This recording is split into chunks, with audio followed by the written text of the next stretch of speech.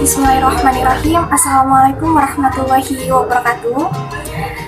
Alhamdulillahirrabbilalamin. Wassalatu wassalamu ala asrofil anbiya'i wal mursalin wa ala alihi wa sahbihi ajmain, amma ba'du.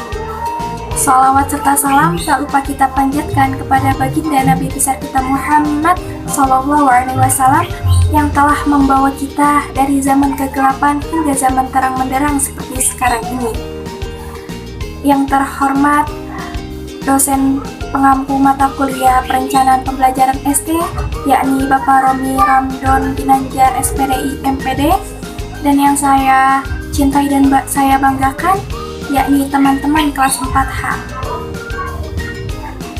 Baik, di sini saya perwakilan dari kelompok 2 ingin mempresentasikan tentang desain pembelajaran tematik.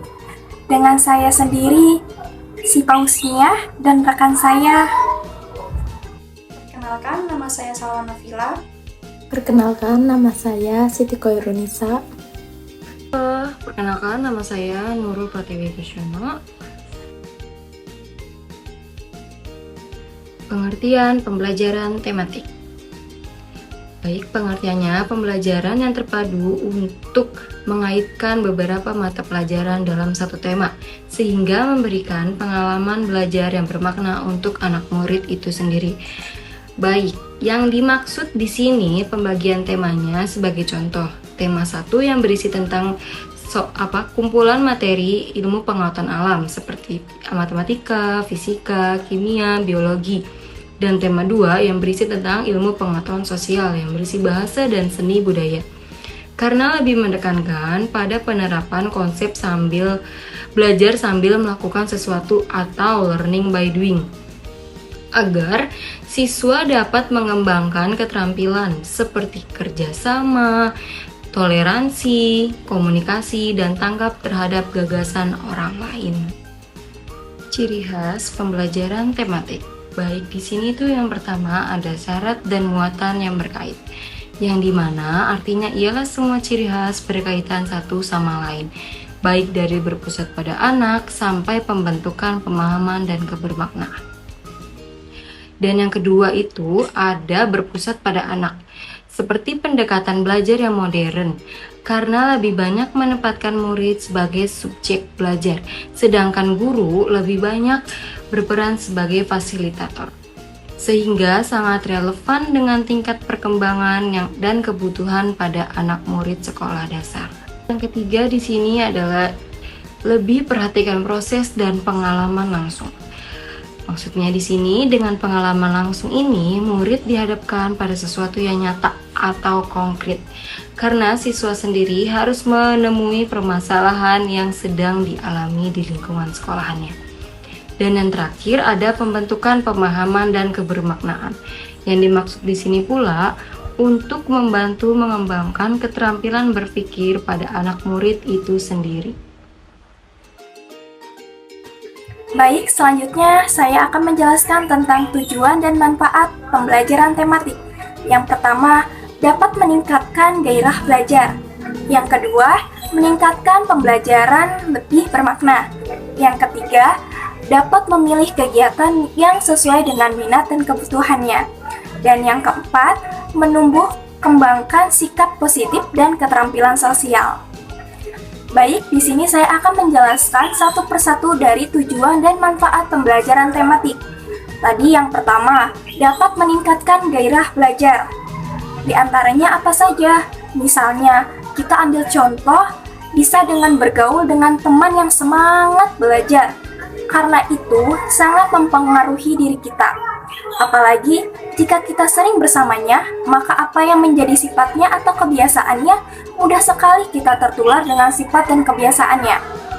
Teman yang malas dapat membuat terpengaruh dan ikutan-ikutan malas. Kadang kita malas belajar karena teman kita juga malas belajar.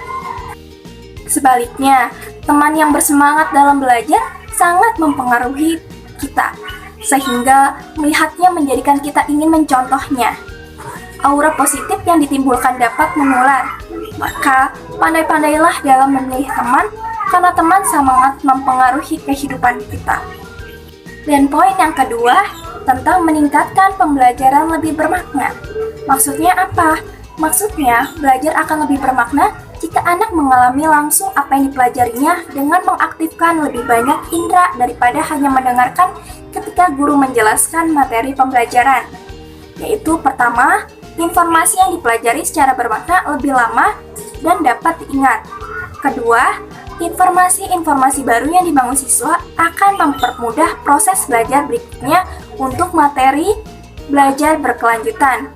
Dan yang ketiga, informasi yang diluapkan sesudah terbangun struktur pengetahuan baru akan mempermudah proses belajar hal-hal yang mirip walaupun telah terlupakan. Selanjutnya, poin ketiga, dapat memilih kegiatan yang sesuai dengan minat dan kebutuhannya. Artinya apa? Dengan minat siswa bisa kecenderungan yang tinggi atau keinginan besar terhadap suatu hal.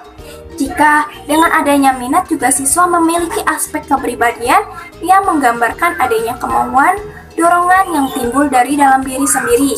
Begitu juga dengan kebutuhan dapat diartikan sebagai suatu jarak antara tingkat pengetahuan, keterampilan, atau sikap yang dimiliki pada suatu saat dengan tingkat pengetahuan yang ingin diperoleh siswa tersebut. Poin yang keempat, yaitu menumbuhkan sikap positif dan keterampilan sosial.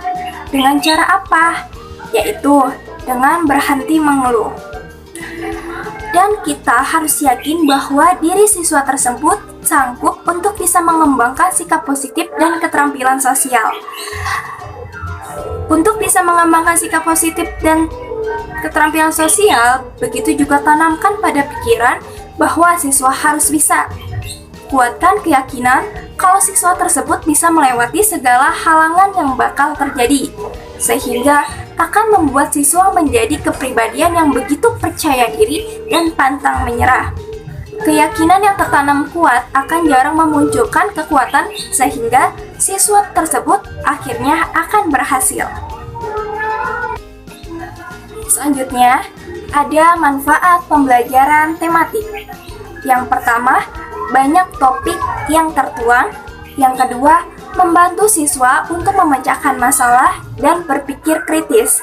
Yang ketiga, dapat memilih siswa semakin banyak membuat hubungan inter dan antar mata pelajar. Dan yang terakhir, yang keempat, transfer pembelajaran dapat lebih mudah. Baik, saya akan menjelaskan poin pertama, yaitu tentang banyak topik-topik tertuang. Artinya, topik bukan merupakan tujuan pembelajaran, melainkan sarana untuk mengintegrasikan keseluruhan sikap dalam pengetahuan dan keterampilan yang dibangun. Contohnya, kedekatan. Artinya, topik hendaknya dipilih mulai dari hal-hal yang terdekat dengan kehidupan anak. Dekat dimaksud dapat dekat secara fisik dan juga dekat secara emosi atau minat si anak tersebut. Terus, poin yang kedua, membantu siswa memecahkan masalah dan berpikir kritis. Dengan cara apa? Contohnya, keinginan belajar. Bantu anak berpikir lebih dalam tentang berbagai hal dengan menanamkan kecintaan untuk belajar dan keinginan untuk memahami cara kerja berbagai hal. Cari jawaban atas semua pertanyaan mengapa, agar anak bisa mencari jawaban dengan membaca buku, membaca artikel, atau bahkan bertanya pada teman, keluarga, atau orang lain. Terus selanjutnya, bantu anak mengevaluasi informasi dengan cara mempelajari keterampilan dan mengajari mereka untuk mengevaluasi informasi baru. Mintalah anak untuk memikirkan dari mana atau dari siapa informasi itu berasal. Tanya juga apa kaitannya dan mengapa informasi itu tergolong penting atau tidak penting. Terus selanjutnya poin ketiga, dapat melatih siswa semakin banyak membantu hubungan inter dan antar mata pelajaran. Jadi, dengan penerapan pembelajaran tematik terpadu di sekolah memiliki banyak manfaat. Di antaranya yaitu peserta didik dapat melihat hubungan-hubungan yang bermakna karena materi pembelajaran lebih berperan sebagai sarana. Pembelajaran terpadu dapat meningkatkan taraf kecakapan berpikir peserta didik. serta memberikan penerapan-penerapan dunia nyata sehingga dapat mempertinggi transfer pembelajaran. Sehingga peserta didik dapat melatih peserta lainnya untuk semakin banyak membuat hubungan inter dan antar mata pelajaran sehingga mampu memproses sebuah informasi yang baru. Selanjutnya, poin keempat, yaitu tentang transfer pelajaran akan lebih mudah. Dengan cara apa? Membangun pengetahuan dan melibatkan siswa untuk aktif mengkonstruksi makna dari materi yang guru telah sampaikan. Selanjutnya, siswa memahami bahwa apa yang mereka pelajari hari ini akan mempengaruhi apa yang mereka pelajari di masa depan yang akan datang. Dan bahwa mereka akan memiliki kesempatan untuk tidak hanya mengulangi apa yang telah diajarkan, namun mengembangkan wawasan mereka sendiri dari materi tersebut. Inilah yang membuat pembelajaran menjadi menarik dan mendorong peningkatan keterlibatan dalam tugas sekolah. Baik, selanjutnya desain pelaksanaan pembelajaran tematik. Jadi, sebelum melaksanakan suatu pembelajaran, tentu saja harus membuat suatu perencanaan atau konsep pembelajaran tersebut. Atau dengan kata lain, kita mendesain pembelajaran yang akan kita laksanakan. Berikut desain atau prosedur dalam pelaksanaan pembelajaran tematik. Yang pertama, memilih dan mengembangkan tema. Jadi, hal pertama yang harus dilakukan dalam mendesain pembelajaran tematik adalah memilih dan mengembangkan tema. Tema untuk pembelajaran tematik dapat bersumber dari minat anak, peristiwa-peristiwa khusus, kejadian yang tidak terduga, guru dan orang tua, serta misi lembaga. Yang kedua, ada penjabaran tema. Tema yang dipilih harus dijabarkan ke dalam sub-sub tema dan konsep-konsep yang di dalamnya terkandung istilah, fakta, dan prinsip. Kemudian, jabarkan ke dalam bidang-bidang pengembangan dan kegiatan belajar yang lebih operasional. Yang ketiga ini ada perencanaan dan pelaksanaan. Setelah melakukan penjabaran, maka membuat perencanaan dan pelaksanaan. Perencanaan ini harus dibuat secara tertulis, sehingga memudahkan guru untuk mengetahui langkah-langkah apa saja yang harus ditempuh, dan pada tahap pelaksanaan lakukan dan kembangkanlah kegiatan belajar sesuai dengan rencana yang telah disusun. Yang terakhir ada penilaian. Penilaian dilakukan pada pelaksanaan dan akhir pembelajaran dengan tujuan untuk mengamati dan proses dan kemajuan yang dicapai anak melalui kegiatan pembelajaran tematik.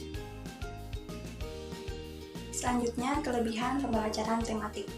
Pembelajaran tematik mempunyai beberapa kelebihan, yaitu yang pertama, menyenangkan. Kenapa disebut menyenangkan? Karena pembelajaran tematik ini terdiri dari minat dan kebutuhan peserta didik. Yang kedua, mengembangkan serta menumbuhkan keterampilan berpikir dan sosial. Nah, di sini mengembangkan keterampilan berpikir peserta didik sesuai dengan persoalan yang dihadapi dan menumbuhkan keterampilan sosial melalui kerjasama, yaitu keterampilan berkomunikasi dan kecakapan bekerjasama dengan orang lain, seperti membantu teman yang tidak mengerti dengan pembelajaran dan mengerjakan tugas secara bersama-sama atau biasa disebut dengan tugas kelompok. Yang ketiga, memiliki sikap toleransi, yaitu toleransi ini memiliki peran untuk menciptakan sikap saling menghormati dan menghargai dan mencegah adanya konflik antar sesama. Memiliki sikap toleransi akan menguatkan tali persaudaraan, menumbuhkan dan menguatkan rasa nasionalisme, menciptakan keharmonisan dan kedamaian, dan mempersatukan perbedaan. Yang keempat, hasil belajar bertahan lama. Maksudnya yaitu, hasil belajar dapat bertahan lama karena lebih berkesan dan bermakna pada peserta didik. Yang kelima, memberikan pengalaman yang relevan, yaitu memberikan pengalaman dan kegiatan belajar mengajar yang relevan dengan tingkat perkembangan dan kebutuhan peserta didik. Dengan pengalaman langsung ini, murid dihadapkan pada sesuatu yang nyata sebagai dasar untuk memahami hal-hal yang lebih abstrak. Selanjutnya, yang terakhir ada kegiatan yang nyata, yaitu menyajikan kegiatan yang bersifat nyata sesuai dengan persoalan yang dihadapi dalam lingkungan peserta didik. Selanjutnya ada kekurangan pembelajaran tematik. Yang pertama, guru kurang menguasai materi. Maksud guru kurang menguasai materi itu apabila dilakukan oleh guru tunggal. Misalnya, seorang guru kelas kurang menguasai secara mendalam penjabaran tema sehingga dalam pembelajaran tematik akan merasa sulit untuk mengaitkan tema dengan materi pokok setiap mata pembelajarannya. Kemudian yang kedua itu tidak berurutan materi yang diajarkan. Nah, kalau dulu tuh menggunakan KTSP atau kurikulum 2006, dia kan berurutan pembelajaran IPA sendiri, IPS sendiri, MTK sendiri. Nah, kalau untuk pembelajaran tematik ini, dia tidak berurutan. Karena di satu tema itu ada banyak pelajarannya. Jadi digabung seperti IPA digabung dengan IPS, seperti itu. Jadi tidak berurutan materi yang diajarkan. Yang ketiga itu persiapan pendidik cukup lama. Nah, karena di sini sifatnya praktek dan teori itu sama, jadi dia memiliki tenaga yang lebih banyak dan memakan waktu yang cukup lama.